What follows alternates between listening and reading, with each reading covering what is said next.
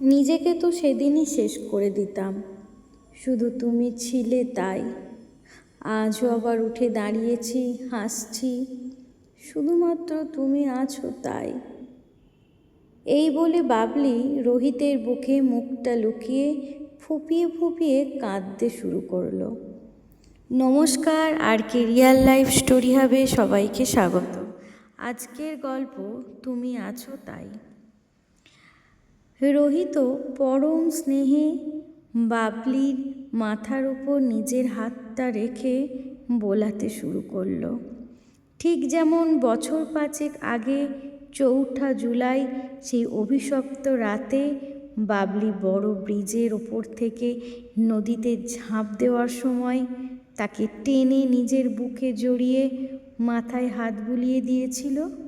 ঠিক তেমনই বছর 5 আগে বাবলি একটি ছেলেকে খুব ভালোবাসতো। এতটাই ভালোবাসতো যে ভালো মন্দ উচিত অনুচিতের বিচার না করেই নিজের মন ও শরীর দুটোই নির্দ্বিধায় সমর্পণ করেছিল তাকে।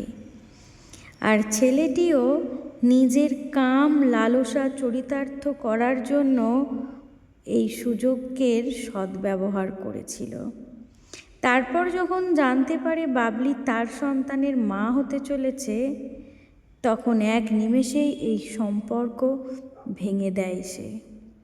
বাবলি অনেক চেষ্টা করে এই সম্পর্ক জোড়া লাগানোর, কিন্তু সে পারেনি। তারপর তার নিজের এই সন্তানকে অবৈধ সন্তান রূপে জন্ম দিতে পারবে না বলে সেই 4 জুলাইয়ের চরম সিদ্ধান্তটা নিয়েছিল। কিন্তু রোহিত তাকে সেদিন বাঁচায়, শুধু বাঁচায় না, তার সেই সন্তানকে নিজের নাম দিয়ে পৃথিবীতেও আনার প্রতিশ্রুতি দেয়। এর ঠিক 7 মাস পর তাদের সন্তানও পৃথিবীতে আসে। বেশ ভালোই দিন কাটছিল তাদের, কিন্তু হঠাৎ বছরখানেক আগে থেকে তাদের সন্তান একটি বিরল নার্ভের রোগে আক্রান্ত হয়।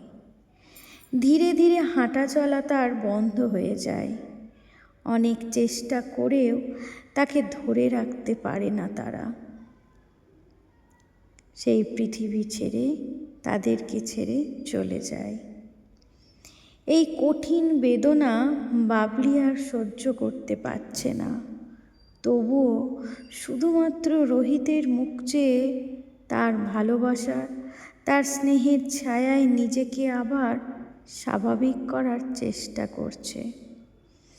রোহিত মাথায় হাত বোলাতে বোলাতে বলছে, চিন্তা করো না বাবলি, কষ্ট পেও না, সে আবার আমাদের মধ্যে ফিরে আসবে, খুব তাড়াতাড়ি, খুব শীঘ্র।